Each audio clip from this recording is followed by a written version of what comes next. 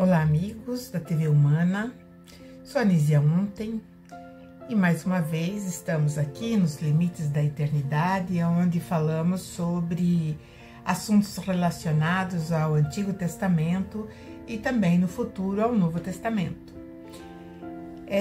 Estamos agora, eu estou dentro da explicação, ou pelo menos buscando um entendimento do profeta Isaías. É um dos livros mais longos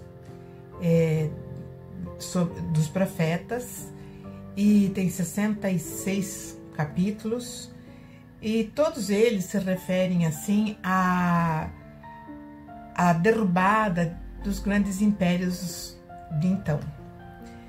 Aqui, paramos no último episódio falando sobre aquele rei chamado Ezequias, que Isaías tinha um grande carinho, porque, afinal de contas, ele havia profetizado a chegada desse rei e que foi equivocadamente colocado como a profecia da chegada do Messias, mas não era desse rei que realmente dentro do seu governo ele trouxe sim todo um processo de melhoria, ele colocou novamente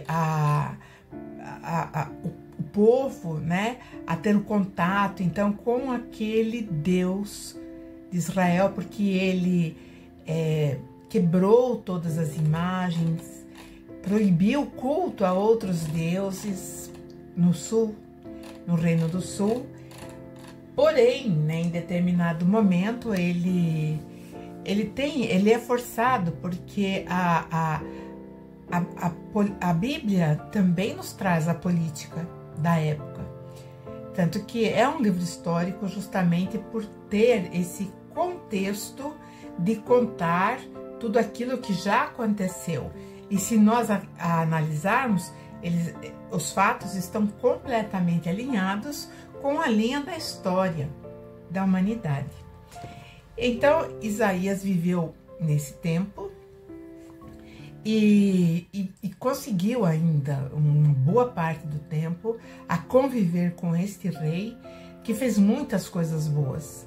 Reformou o templo, ele fez várias melhorias, trouxe novamente a leitura da Torá, dos cinco primeiros livros, que são os livros onde estão guardadas as leis, são os 5 primeiros livros da Bíblia. E ali, então, ele faz todo esse benefício, e evidentemente que ele tinha a total aprovação desse Deus de Israel. Mas quando eu falo em Deus de Israel, eu tenho que abrir um parêntese, e esse parêntese é muito importante, para dizer que existiam outros deuses. E esses outros deuses combatiam o Deus de Israel, que, segundo a leitura que eu fiz, e o estudo das minhas pesquisas, ele é realmente o Senhor Yahvé, porque ele nunca se autodenominou Yahvé ou Jeová, como é conhecido aqui no Brasil, e sim, ele sempre se denominava Eu Sou. Eu Sou, e era assim que ele trazia a sua identidade, a sua identificação. Só que com o tempo, os tradutores, aqueles que foram traduzindo nos escritos mais antigos, eles começaram a achar que quando ele falava eu sou, é porque ele estava se referindo a ele mesmo, mas não, esse era como ele se identificava para os seus profetas, ele se identificou assim para Moisés. Então esse Deus, ele é, vamos dizer, prevalecente aos demais, porque é nele que vai encontrar, vamos encontrar aquilo que é necessário, vamos dizer assim, para conduzir a humanidade à justiça verdadeira, que justiça é retidão, é modo justo de viver. Então é isso. E Isaías, ele vai trazer esse Senhor, que ele vai conversar mais, ele vai se abrir mais, ele vai falar, eu sou. E Isaías, ele passa isso para consolar o povo, para admoestar o povo, para mostrar para o povo que estavam adotando o caminho errado, porque, como sabemos, o povo de Israel, desde a sua saída do Egito, sempre tiveram um pé em cada canoa. Eles tinham adoração ao Senhor de Israel, mas em compensação eles faziam imagem dos outros deuses, das deusas, né? Tem aí a deusa Aserat, que é a mesma deusa, né? Que agora me foge o nome dela, que também é a mesma deusa, que na verdade se relaciona ou é uma das alcunhas ou dos epítetos da deusa Inanna, que é lá vamos dizer, do panteão sumério, que está lá escrito nos tablets dessa deusa. Só que, como eu falo, a pesquisa às vezes é rasa ou equivocada. E aqui no caso, Isaías, por volta do ano 713, ele profetizou a queda da Babilônia. A Babilônia só vai cair no ano quase 500 e alguma coisa. Então, quase 150 anos antes, Isaías vai profetizar que a Babilônia cairia. E aí, né, ele mostra como será a derrota da Babilônia. Nesse momento em que Isaías estava profetizando, que ele fala sobre a queda da Babilônia, o Império Assírio estava muito em alta. Então, já tinha passado alguns imperialistas dentro desse império, sempre sendo sucessor o seu primogênito. Então, Sargão II morreu, aí entra Tiglat-Pileser, que na Bíblia Isaías mesmo vai chamá-lo de Pul. E depois vai vir Senaqueribe, e é Senaqueribe que vai amargar então o fim do Império Assírio. Mas ele tem outras profecias com outros países, o Egito, a Síria, não a Síria, Síria. Inclusive, uma das coisas que está lá na profecia é que a Síria seria devastada e dificilmente se recuperaria. E, por curiosidade, fui dar uma olhada nas paisagens da Síria e realmente ali é uma área onde é muito visível a destruição. Mas, prosseguindo aqui, né? A invasão ou a derrota do Império Assírio, então ele vai se dar, né,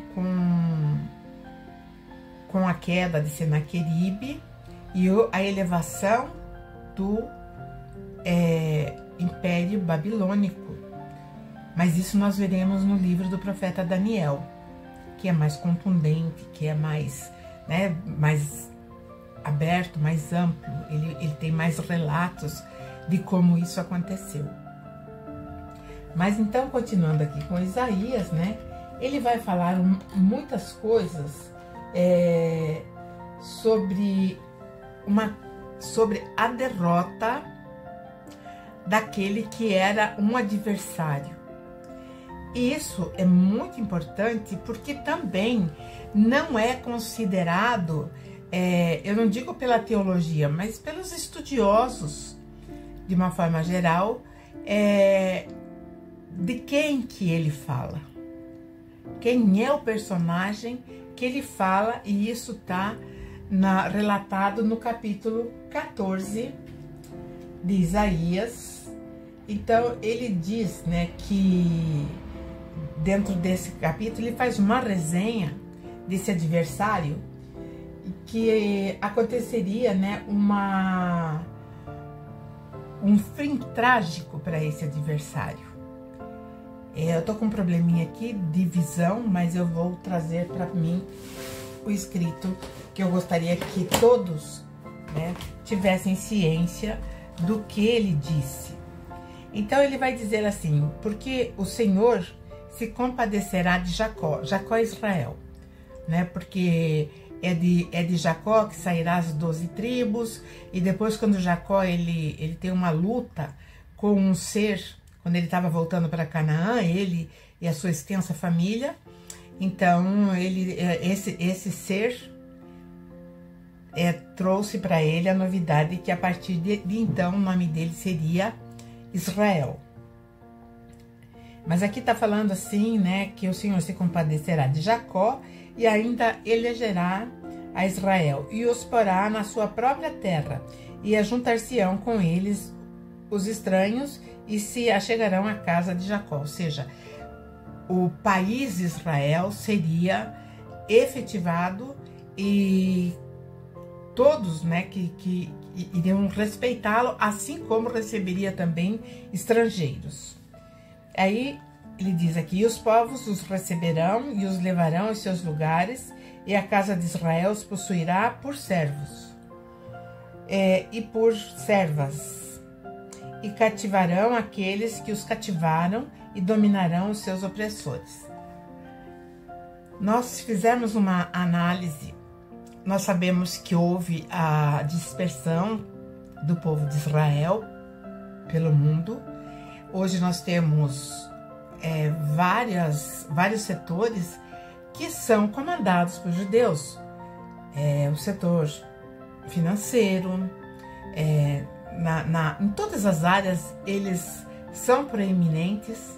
E aí isso a gente percebe até pelos sobrenomes, mesmo que sejam americanos, mas eles são judeus, mesmo que sejam ingleses, são judeus, mesmo que sejam brasileiros, são judeus. E esse povo, realmente, eles estão acima dentro vamos dizer assim, da base, né, da sociedade. Então, nós temos um triângulo, né, que vai representar a humanidade e as suas divisões. Lá no topo, nós sabemos que as famílias mais ricas do mundo são judias. Mas tudo bem, falaremos disso mais tarde também. E aí ele fala que acontecerá que no dia em que Deus vier e dar-te o descanso do teu trabalho e do teu tremor e da dura servidão com que te fizeram servir, então proferirás esse dito contra o rei da Babilônia. E dirás: como cessou o opressor, a cidade dourada acabou. Então é aqui que nós vamos entrar com esse adversário desse Senhor de Israel, que sempre esteve ao encalço, não só de derrotá-lo, mas também de tomar para si o povo. Quando a terra foi dividida em 4 regiões, a segunda região era o continente africano.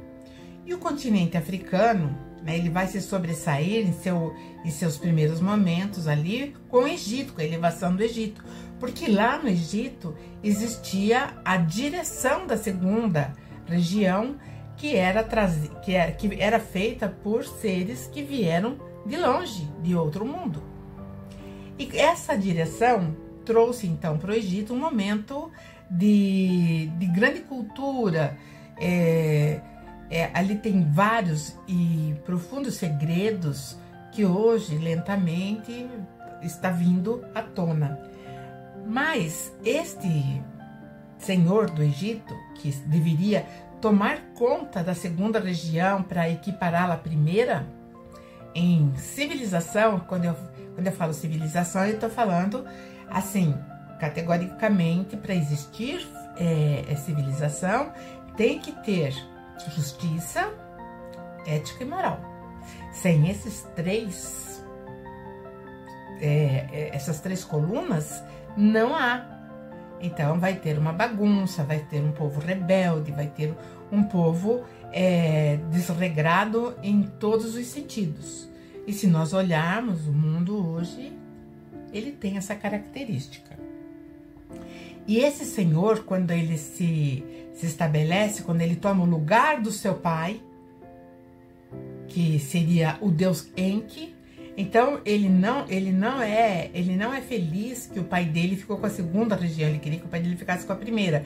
Então quando ele inferniza tanto esse pai, que o pai fala, fica você como Senhor da terra, porque você eu te dou o meu título, te dou o meu grau, porque o grau dele era 40, e o grau máximo aqui na terra para esses deuses era 60.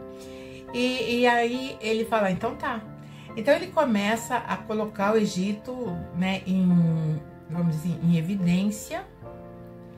Só que ele era antagônico ao Deus de Israel, que antes de ser o Deus de Israel, ele era simplesmente o Deus, o governante da terra.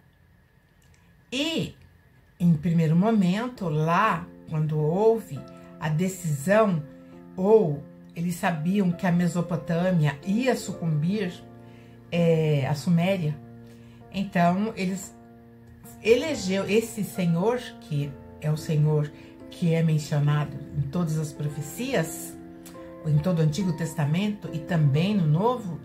Então esse Senhor, ele escolheu uma pessoa que era, vamos dizer assim, fazia parte dos príncipes.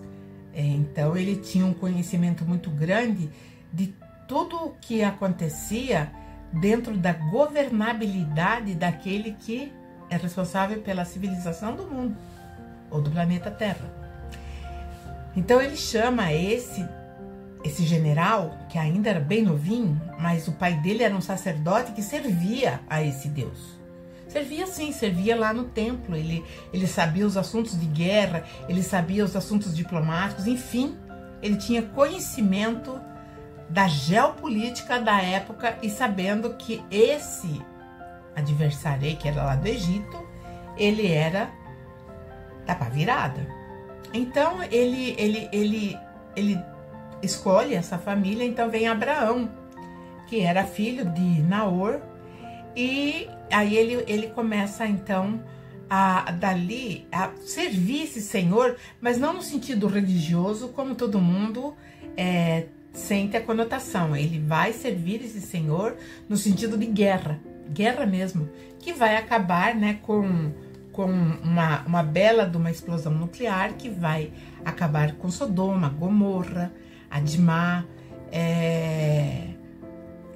Ao todo são 6 cidades, embora a Bíblia cite 5, porque tem Mohenjo-Daro, que até hoje, né, analisando o solo, mostra que ali também teve uma explosão tão grande, né, porque as rochas se fundiram.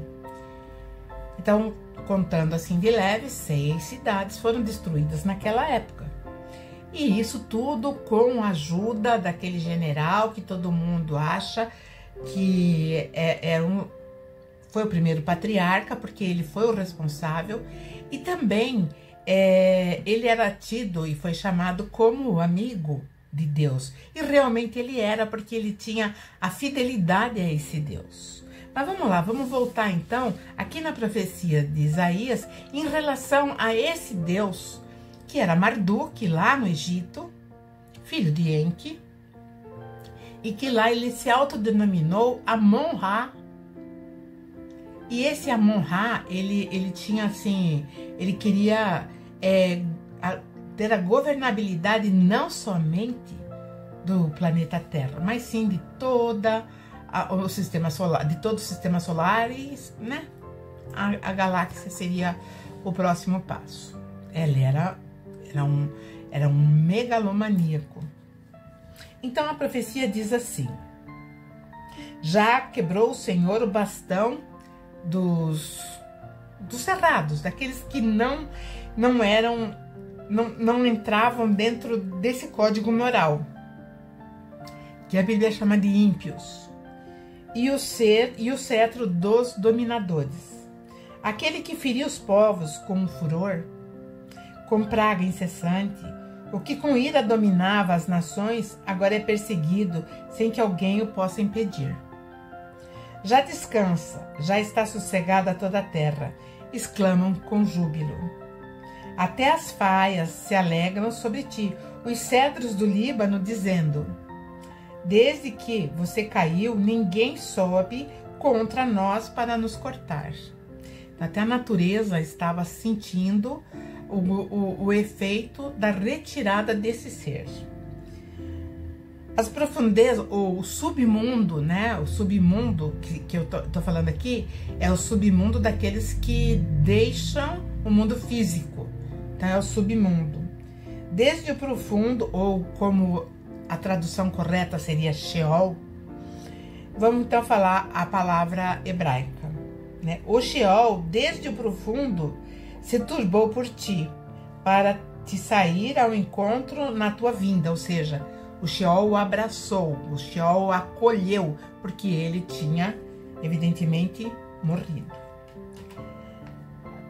Despertou por ti os mortos e todos os príncipes da terra, e fez levantar dos seus tronos todos os reis e nações.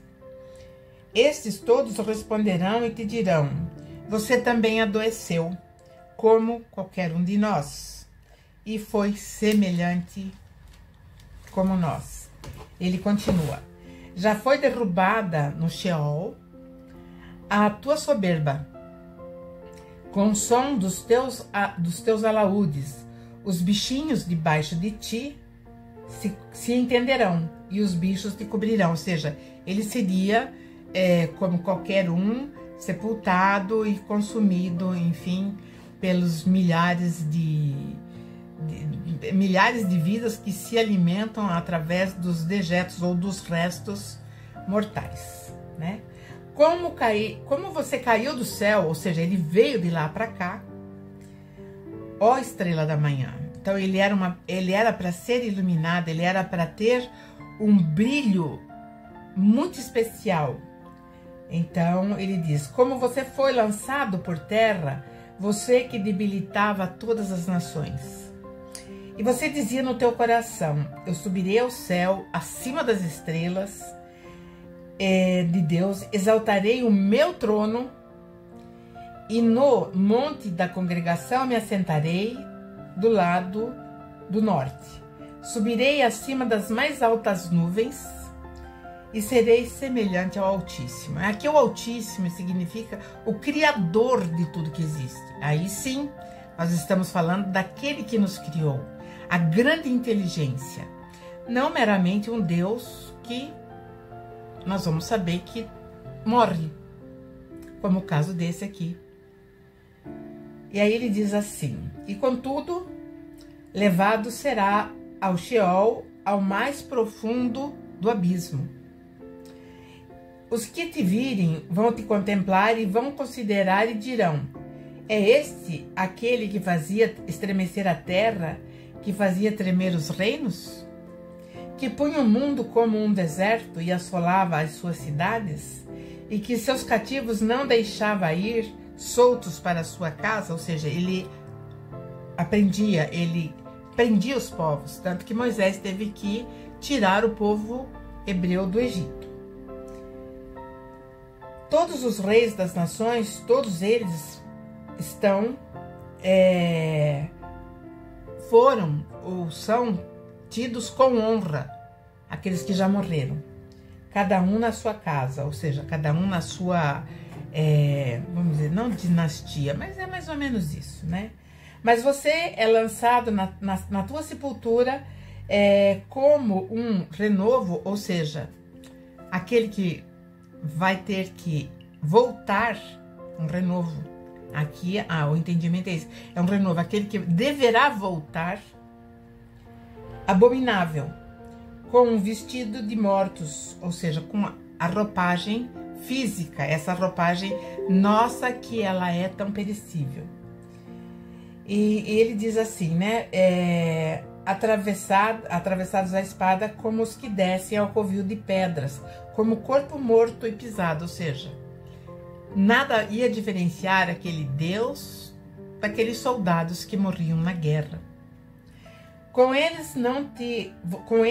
os reis, você não se reunirá na sepultura, porque você destruiu a tua terra e você matou o teu povo. A descendência dos malignos não será nomeada para sempre. Preparem a matança para os filhos por causa da maldade de seus pais, para que não se levantem e possuam a terra e encham o mundo de cidades.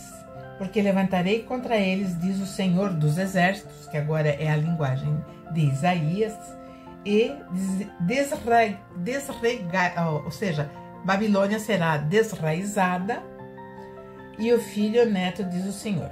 Bom, então aqui ele está falando exatamente sobre este adversário do Senhor de Israel, que vai ter mesmo um final. Ele vai ser abatido, porque mais tarde, no capítulo 46, assim como também no capítulo 43, ele vai se referir, porque Marduk tinha um filho chamado Nebo, e Nebo era muito atuante também dentro de todas as ações do pai. Então Nebo é bem falado dentro do Antigo Testamento, bem falado no sentido de que ele é citado. E aí ele vai falar assim, né, que Baal está abatido, abatido no sentido de morto, né? E Nebo, ele está cansado, abatido também, mas cansado, enquanto ele carrega as suas imagens, ou seja, aquilo que ele tinha como tradição, nas cangas dos animais, que também estavam cansados de carregar essas imagens. Ou seja, ele comparou assim alguma coisa, resumiu como uma coisa que acabou quase em nada. Então Isaías é esse que vai falar sobre essa, que eu acho muito importante, essa citação do que vai acontecer, e nós vamos ver também mais tarde que realmente, né, e tudo isso aconteceu. Esse senhor Marduk, ele teve eu vou falar assim, um desenlace, deixa eu ver aqui, e esse desenlace trouxe para ele, né, uma experiência completamente nova, diferente, porque imaginemos nós, né, por um momento, nós temos a superioridade no reino hominal, então nós estamos acima do reino animal, não é isso? Então quando nós vemos, eu vou colocar um animal muito próximo a nós, que é um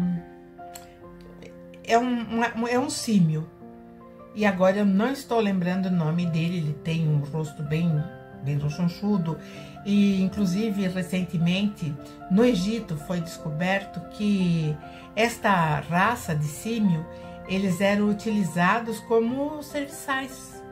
Eles faziam serviço pesado, eles faziam várias atividades dentro do Egito. Então imaginemos nós hoje, nos comparando com a nossa intelectualidade, nós chegamos a um patamar onde nós já estamos quase dominando uma tecnologia, cada vez mais tecnologias de ponta, tecnologias que nós nem ainda sabemos, mas já estão sendo praticadas, né? Então hoje todo mundo está falando da inteligência artificial, mas isso é só o começo. Provavelmente dentro daqui do planeta Terra, isso já esteja num patamar muito mais elevado. Porém, nós desconhecemos, porque estamos aqui, né, presos num mundo onde as informações nos sufocam e as informações que nos chegam são muito escassas. Então é melhor mesmo a gente se distrair com coisinhas tolas, como, né, esses vídeos, enfim, e não perdemos o interesse de ver o foco maior, que é a nossa própria vida, a nossa própria história, o nosso próprio prosseguimento dentro da eternidade. Assim, né, esse Deus que vai ter esse final, ele vai aparecer, mas muito bonito, muito radiante. Logo mais à frente, nós veremos a história desse rei. Então, assim, nós encerramos aqui o livro de Isaías, porque as suas profecias vão muito mais longe, mas, em síntese, foi dividido, se não me falha a memória, em 3 episódios, toda essa carga do profeta Isaías, trazendo, então, essas informações muito interessantes, que nós vamos ver que terão desdobramentos, sim. Então, hoje ficou por aqui. Agradeço a todos pela atenção. Peço que assistam ou acessem a TV Humana, que é tvhumana.com.br. Acessem aos diversos programas que tem na plataforma, porque são todos de muita qualidade e de muita informação. E hoje nós precisamos de informação da fonte, ou informações que nós tenhamos confiança. Tá certo? Então, mais uma vez, agradeço e até a próxima!